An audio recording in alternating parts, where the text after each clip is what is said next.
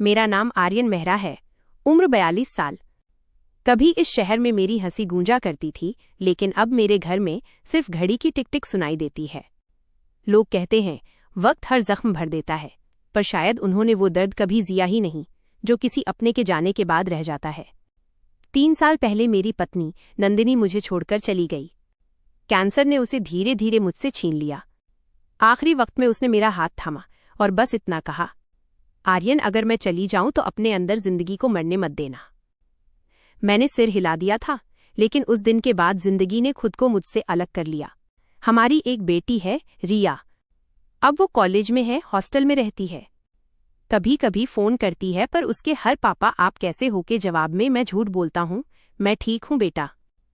सच तो ये है कि मैं अब खुद से भी बात नहीं करता। शाम होते ही मैं बालकनी में बैठ जाता हूं। सामने पीपल का पेड़ है, वही पेड़ जिसके नीचे मैं और नंदिनी चाय पिया करते थे। आज भी मैं वहां 2 कप रखता हूं, एक अपने लिए और एक उसके लिए। वो कप अब ठंडा हो जाता है, पर मैं हर शाम वहीं बैठा रहता हूं, जैसे किसी अदृश्य साथी का इंतजार कर रहा हूं। लेकिन कहते हैं ना, किस्मत तभी कुछ बदलती है जब सब कुछ ठहर चुका हो। मेरे साथ भी कुछ ऐसा ही हुआ। एक दिन मैं अपनी बालकनी में था, सुबह की धूप बस फैलने लगी थी। तभी सामने वाले मकान का दरवाजा खुला और एक लड़की दिखाई दी, सादगी से भरी नीली साड़ी में, बाल खुले हुए। उसकी उम्र ज्यादा नहीं होगी, शायद 23-24 साल। वो अपने पौधों में पानी डाल रही थी और हवा में उसके बाल लहरा रहे थे। उसकी मुस्कान में कुछ था, कुछ ऐसा जो सीधे दिल के अंदर उतर जाए। पता नहीं क्यों मैं उसे देखता ही रह गया। वो नजरें जो कभी किसी से मिलने की हिम्मत नहीं करती थीं, आज ठहर गई थीं। तभी नीचे से उसकी आवाज आई, अंकल 1 मिनट मदद कर देंगे, मेरा पाइप लीक हो गया है। मैं नीचे गया। वो झेपते हुए बोली, माफ कीजिएगा, आपको परेशान कर दिया। मैंने मुस्कुराकर कहा, परेशानी तो तब होती है जब कोई आवाज ही न लगाए। उसने हल्का सा हंसकर कहा, वैसे मेरा नाम सिया है। बस यही वो पल था जब पहली बार किसी ने मेरे सन्नाटे में अपनी आवाज का रंग भरा था। धीरे धीरे बातें बढ़ने लगीं। कभी वो पूछती, अंकल चाय पिएंगे? कभी मैं कह देता, आज छत पे हवा बहुत प्यारी है, चलिए बैठते हैं। मैंने कभी सोचा भी नहीं था कि कोई अजनबी लड़की मेरे जैसे टूटे हुए आदमी की जिंदगी में फिर से रोशनी भर देगी। पर सिया में कुछ अलग था। उसकी आंखों में वो मासूमियत थी जो रिया की उम्र की लड़कियों में होती है, लेकिन उसके बोलने में वो गहराई थी जो किसी ने बहुत कुछ झेला हो। धीरे धीरे मेरे घर की दीवारें फिर से सांस लेने लगीं। रसोई में फिर से चाय की खुशबू आने लगी और मैं फिर से मुस्कुराने लगा। पर यह मुस्कान आसान नहीं थी, क्योंकि कहीं अंदर एक डर भी था। लोग क्या कहेंगे? रिया क्या सोचेगी? क्या ये रिश्ता मुमकिन है? मुझे नहीं पता था, पर उस दिन जब सिया ने पहली बार मेरे हाथों में चाय का कप थमाया, मेरी जिंदगी ने एक नया मोड़ ले लिया था। वो मोड़ जो समाज की हर सीमा को लांघने वाला था। कभी कभी जिंदगी तुम्हें वहीं से नया मौका देती है जहां तुमने हार मान ली होती है। सिया की मौजूदगी मेरे घर में जैसे ताज़ी हवा की तरह घुलने लगी थी। सुबह जब वो अपनी खिड़की खोलती तो उसकी घंटियों की हल्की आवाज मेरे कमरे तक पहुंचती। मुझे लगता जैसे कोई अनजाना राग मेरे दिल को सुलझा रहा हो। हम दोनों के बीच अब औपचारिकता कम होती जा रही थी। कभी कभी वो शाम को मेरे दरवाजे पर दस्तक देती, आर्यन अंकल थोड़ी चाय मिलेगी, आज मेरा गैस सिलेंडर खत्म हो गया। मैं मुस्कुराता और कहता, बस बहाना चाहिए होता है ना? वो हंस देती और उसकी हंसी में जो सादगी थी वो मुझे अंदर तक झकझोर देती थी। धीरे धीरे उसकी बातें मेरी आदत बन गईं। वो ऑफिस से लौटते वक्त फूल खरीद लाती और कहती, ये आपके बालकनी के गमलों के लिए। मैं उसके छोटे छोटे एहसानों का हिसाब रखने की कोशिश करता, लेकिन मन के किसी कोने में एक सुकून भी पनपने लगा था। एक शाम वो मेरे घर आई। उस दिन बारिश हो रही थी और बिजली भी चली गई थी। मैंने दरवाज़ा खोला तो वो बोली, अंधेरा हो गया है क्या, थोड़ी देर यहाँ रह सकती हूँ? मैंने सिर हिलाया और कहा, हाँ बिल्कुल। वो भीतर आई, हल्की सी भीग चुकी थी। उसकी साड़ी के किनारों से पानी की बूंदें गिर रही थीं और कमरे में उसकी भीगी खुशबू फैल गई थी। हम दोनों चुपचाप बैठे रहे। सिर्फ खिड़की से गिरती बारिश की आवाज़ थी और कुछ नहीं। मैंने पहली बार इतने करीब से उसके चेहरे को देखा। उसकी आंखें थकी हुई थीं, लेकिन उनमें सुकून था। वो बोली, आप हमेशा अकेले रहते हैं, डर नहीं लगता? मैं मुस्कुराया, डर तो अब बस एक ही चीज से लगता है कि कहीं कोई अपना फिर से छूट न जाए। वो कुछ देर तक मुझे देखती रही, फिर बोली, आप बहुत शांत हैं, पर आपकी आंखों में शोर है। उस पल मैंने महसूस किया कि किसी ने मेरी आत्मा को छू लिया है। इतने सालों बाद किसी ने मेरे अंदर झांकने की हिम्मत की थी। मैंने पूछा, और तुम्हारी आंखों में क्या है? वो बोली, कभी कभी लगता है जैसे मैं खुद नहीं जानती कि मैं क्यों मुस्कुरा रही हूं। कुछ देर बाद उसने कहा, आर्यन, और मैं ठहर गया। पहली बार उसने मुझे अंकल नहीं आर्यन कहा था। उस एक शब्द ने मेरे अंदर तूफान पैदा कर दिया। वो नाम मेरे कानों से निकलकर सीधे दिल में उतर गया। इतने सालों में किसी ने मुझे ऐसे पुकारा नहीं था।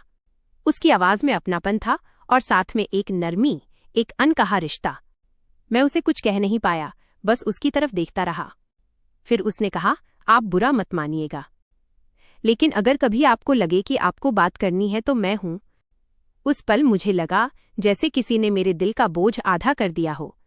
मैंने हल्के से मुस्कुराकर कहा, धन्यवाद सिया। वो बोली, धन्यवाद मत कहिए, आप दोस्त हैं। दोस्त, कितना सरल शब्द है, पर उस वक्त मेरे लिए वही सबसे बड़ा एहसान था। कई रातों से जो सन्नाटा मेरे चारों ओर था, वो पहली बार किसी की मुस्कान से टूट गया था। अब हमारे बीच छोटी छोटी बातें नहीं रहीं। हर बात में एक एहसास, एक लगाव घुलने लगा। वो अपने बचपन की बातें करती, कैसे उसके पिता उसे स्कूल छोड़ते वक्त कहते थे कि लड़कियां कभी हारती नहीं हैं। मैं सुनता रहता और उसके बोलने के बीच खुद को खो देता।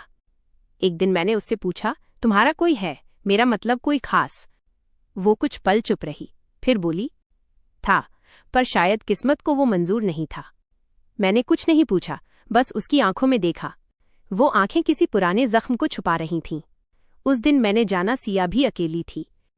बस फर्क इतना था कि वो मुस्कुराकर अपना दर्द छिपाना जानती थी और मैं उसे आंसुओं में बहाना। शाम गुजरी, रात आई, और जब वो जाने लगी तो बोली, कल छत पे मिलिएगा, आपको कुछ दिखाना है। मैंने सिर हिलाया और उस रात बहुत दिनों बाद मैंने पहली बार अपने बिस्तर पे मुस्कुराते हुए नींद ली। अगले दिन शाम को मैं छत पर पहुंचा। हवा में हल्की नमी थी, आसमान में कुछ बादल, और सिया पहले से वहां थी, सफेद सूती सलवार में, बाल खुले हुए, हाथों में 2 चाय के कप। उसने मुझे देखकर मुस्कुराया और बोली, सोचा आज आप ही के स्टाइल में चाय पी जाए। मैंने मुस्कुराकर कप लिया। वाह, अब तो तुमने मेरी आदतें भी सीख लीं। वो बोली, कुछ आदतें अच्छी होती हैं और कुछ जरूरी। हम दोनों बेंच पर बैठे, वही पीपल का पेड़, वही हवा, पर आज माहौल कुछ और था। सिया ने दूर आसमान की तरफ देखा और धीरे से बोली, आर्यन, अगर मैं कुछ कहूं तो आप जज नहीं करेंगे ना? मैंने बस सिर हिलाया, कभी नहीं। वो थोड़ी देर चुप रही, फिर बोली, 3 साल पहले मेरी सगाई हुई थी। लड़का बहुत अच्छा था, सरकारी नौकरी करता था, पर शादी से 1 हफ्ता पहले ही वो एक एक्सीडेंट में चला गया। उसने गहरी सांस ली। उस दिन के बाद मैंने जीना ही छोड़ दिया। माँ बाप को लगा मैं ठीक हो जाऊंगी, पर अंदर से सब कुछ मर चुका था। मैं यहां इसलिए आई ताकि किसी को मेरे आंसू दिखाई न दे। मैं उसकी तरफ देख रहा था। उसकी आवाज कांप रही थी, पर आंखें सूखी थीं। शायद उसके आंसू पहले ही बह चुके थे। मैंने धीरे से कहा, सिया, जिंदगी कभी किसी एक पल पर रुकती नहीं, बस कभी कभी हमें वो एहसास दिलाने वाला कोई नहीं मिलता। वो हल्का सा मुस्कुराई, शायद अब मिल गया है। उसके इस एक वाक्य ने मेरे दिल की धड़कन बढ़ा दी।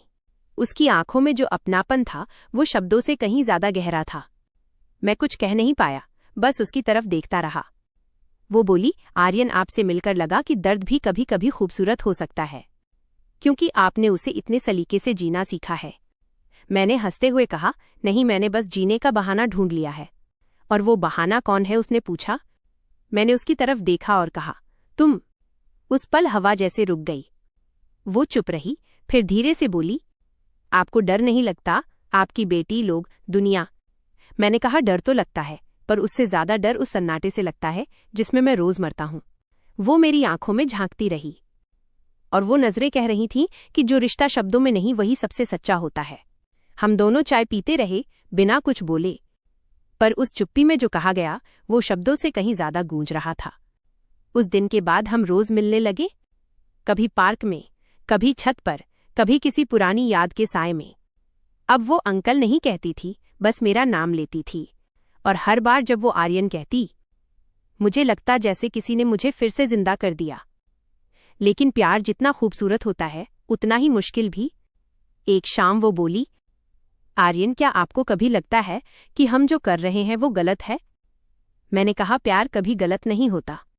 गलत तब होता है जब हम उसे झूठ में बदल दें। उसने मेरी तरफ देखा, आंखों में नमी थी। पर लोग समझेंगे नहीं। मैंने मुस्कुराकर कहा, मैंने जिंदगी लोगों के लिए नहीं, नंदिनी के लिए जी थी। अब अगर जिंदगी सिया के लिए मुस्कुरा रही है तो क्या मैं उसे रोक दूं? वो कुछ नहीं बोली, बस मेरे कंधे पर सिर रख दिया। और उस पल मैंने महसूस किया, इतने सालों बाद मेरी सांसें फिर से जिंदा हुई थीं। वो दिन कुछ अलग था। सुबह की हवा में सिया की खुशबू घुली हुई थी, लेकिन मेरे दिल में हल्का सा डर भी था। अब हमारे बीच वो दीवार नहीं रही थी, न उम्र की, न लफ्जों की, न झिझक की, बस एक दीवार बची थी समाज की। पिछले कुछ हफ्तों से हम हर शाम साथ बैठते थे। कभी उसके बनाए पराठे खाते, कभी मेरी पुरानी किताबों में खो जाते। वो कहानियां पढ़ना पसंद करती थी, खासकर वो कहानियां जहां प्यार वक्त की हदें पार कर जाता था। एक दिन उसने पूछा, आर्यन, अगर ये कहानी किसी किताब में होती तो क्या लोग हमारे जैसे किरदारों को स्वीकार करते? मैं मुस्कुराया, किताबों में तो सब माफ होता है सिया, असली जिंदगी में नहीं। उसने गहरी सांस ली। तो क्या हमें डरना चाहिए? मैंने कहा, नहीं, हमें बस सच्चे रहना चाहिए। डर तो उन्हें होता है जो झूठ में जीते हैं। लेकिन जिंदगी इतनी आसान नहीं थी। एक शाम जब हम साथ बाजार में थे, रिया की सहेली ने हमें देख लिया। अगले ही दिन रिया का फोन आया। उसकी आवाज कांप रही थी। पापा, ये सब क्या सुन रही हूं मैं? लोग कह रहे हैं कि आप किसी लड़की के साथ रहते हैं। मेरे गले से आवाज नहीं निकली। वो पल मेरे लिए किसी तूफान से कम नहीं था। मैंने कहा, रिया वो लड़की सिया है, और हां, मैं उसे जानता हूं, क्योंकि उसने मुझे फिर से जीना सिखाया है। फोन के उस पार सन्नाटा था। फिर रिया बोली, पापा, वो मेरी उम्र की है। मेरे आंसू आंखों तक आ गए। मुझे पता है बेटा, पर उम्र से नहीं, इंसानियत से रिश्ता बनता है। वो बोली, लोग क्या कहेंगे? मैंने बस इतना कहा, जब तुम्हारी माँ गई थी तब किसी ने नहीं पूछा कि मैं कैसा हूं। अब अगर किसी ने मेरे अंदर की जिंदगी लौटा दी है तो क्या मैं उसे सिर्फ इसलिए ठुकरा दूं कि लोग क्या सोचेंगे? फोन कट गया और मैं देर तक खामोश रहा। सिया मेरे पास आई। उसने पूछा, क्या हुआ? मैंने बस इतना कहा, रिया को पता चल गया। वो कुछ पल चुप रही, फिर बोली, शायद अब हमें दूरी बना लेनी चाहिए। उसके ये शब्द किसी चाकू की तरह मेरे दिल में उतर गए। मैंने कहा, सिया, अगर मैं डरने लगता तो आज भी नंदिनी की तस्वीर के साथ जी रहा होता। पर तुम आई हो और मैंने फिर से मुस्कुराना सीखा है। अब अगर तुम्हें खो दिया तो शायद मैं फिर कभी नहीं मुस्कुराऊंगा। उसकी आंखों में आंसू आ गए। मैं आपको तकलीफ नहीं देना चाहती। मैंने उसका चेहरा अपने हाथों में लिया और कहा, तुम तकलीफ नहीं, सुकून हो। वो रो पड़ी। मैंने उसे सीने से लगा लिया, और उस आलिंगन में हमने जो महसूस किया वो किसी परिभाषा में नहीं था। लेकिन हर कहानी में एक मोड़ आता है। अगले ही हफ्ते मेरी बेटी रिया घर आई। उसने मुझे और सिया को साथ देखा। उसकी आंखों में आंसू थे, पर गुस्सा नहीं। वो बोली, पापा, मैं आपसे नाराज नहीं हूं। मैं बस समझ नहीं पा रही थी कि माँ के बाद कोई और कैसे आपकी जिंदगी में आ सकता है। पर अब जब मैंने सिया को देखा, मुझे लगा माँ को भी शायद यही चाहिए था कि आप फिर से मुस्कुराएं। उस पल मेरी आंखों से भी आंसू निकल आए। मैंने कहा, रिया सिया मेरी जरूरत नहीं है, वो मेरी जिंदगी का हिस्सा बन चुकी है। सिया पीछे खड़ी थी। उसके चेहरे पर राहत थी, लेकिन आंखों में नमक भरी चमक भी। वो धीरे से बोली, रिया, अगर कभी तुम्हें लगे कि मैं तुम्हारी जगह लेने आई हूं तो मैं हमेशा के लिए चली जाऊंगी। रिया ने आगे बढ़कर उसका हाथ थाम लिया। नहीं, आपने मेरे पापा को फिर से इंसान बना दिया है। अब आप दोनों एक दूसरे का सहारा हैं, और मुझे बस ये देखकर सुकून मिल रहा है। उस दिन पहली बार हमारे घर में फिर से हंसी गूंजी। दीवारों ने जैसे राहत की सांस ली, और मैं समझ गया, कभी कभी समाज के सवालों से बड़ा होता है वो एक सच्चा रिश्ता जो हमें जीना सिखाए देबे। वक्त धीरे धीरे बीतता गया। रिया वापस अपनी पढ़ाई में चली गई, और मैं और सिया एक नई जिंदगी में कदम रखने लगे। अब घर में फिर से सुबह की खुशबू आने लगी थी। सिया हर सुबह मंदिर की घंटी बजाती और कहती, आर्यन, दिन की शुरुआत भगवान के नाम से करो, तब सब ठीक रहेगा। वो घर के हर कोने में उजाला कर देती थी। जहां पहले सिर्फ तस्वीरें थीं, अब हंसी थीं। जहां पहले सन्नाटा था, अब उसकी बातों की गूंज थी। कभी कभी मैं नंदिनी की तस्वीर की तरफ देखता और कहता, देखो, तुम्हारे जाने के बाद जो खालीपन था वो अब भर गया है। ऐसा लगता था जैसे तस्वीर की मुस्कान और गहरी हो गई हो। शायद नंदिनी को भी सुकून था कि मुझे अब अकेलापन नहीं सताता। एक दिन शाम को सिया ने मुझसे कहा, आर्यन, जब मैं आपसे पहली बार मिली थी तो मैं टूटी हुई थी। मुझे लगा था कि मैं कभी किसी से खुलकर बात नहीं कर पाऊंगी, लेकिन आपने जो सुकून दिया उसने मेरे भीतर की चुप्पी को आवाज दी। मैंने उसका हाथ थामा। सिया, अगर जिंदगी में कभी दर्द आए तो उसे रोकना मत, क्योंकि दर्द ही वो जगह है जहां प्यार जन्म लेता है। वो मुस्कुराई, और प्यार वही है जो उम्र नहीं देखता, बस एहसास देखता है। हम दोनों बरामदे में बैठे थे। हवा धीरे धीरे चल रही थी। सूरज ढल रहा था और आसमान में हल्का गुलाबी रंग था। उसने मेरी ओर देखा और कहा, आप जानते हैं, आज आपके चेहरे पर वही मुस्कान है जो शायद नंदिनी जी के रहते हुआ करती थी। मेरी आंखें भर आईं। मैंने कहा, शायद तुमने मेरी जिंदगी को फिर से जिंदा कर दिया है। वो बोली, नहीं आर्यन, मैंने सिर्फ तुम्हारे भीतर की खामोशी को आवाज दी है। जिंदगी तो तुम्हारे अंदर हमेशा से थी, बस तुम्हें खुद तक पहुंचने में वक्त लगा। हम दोनों चुपचाप बैठे रहे। वो पल, वो हवा, वो शाम, सब जैसे थम गए थे। फिर मैंने हल्के से कहा, सिया, तुम मेरे लिए सिर्फ प्यार नहीं हो, तुम वो जवाब हो जो जिंदगी ने इतने सालों बाद मुझे दिया है। वो मुस्कुराई और आसमान की तरफ देखकर बोली, नंदिनी जी को गर्व होगा कि आपने उनका वादा निभाया। आपने अपने अंदर की जिंदगी को मरने नहीं दिया। मेरे आंसू गालों पर थे, पर उस दिन वो आंसू दर्द के नहीं थे।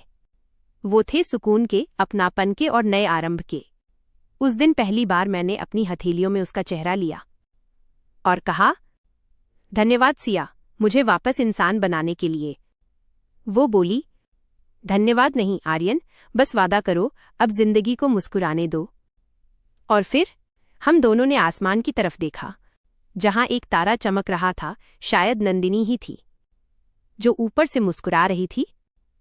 उस रात मैंने जाना, प्यार किसी उम्र में नहीं आता।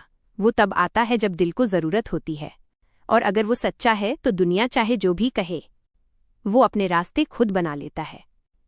दोस्तों, ये कहानी सिर्फ आर्यन और सिया की नहीं, बल्कि हर उस दिल की है जिसने किसी अपने को खोने के बाद फिर से मुस्कुराने की हिम्मत की। याद रखिए, प्यार कभी गलत नहीं होता। गलत सिर्फ वो नजरें होती हैं जो उसे समझ नहीं पाती।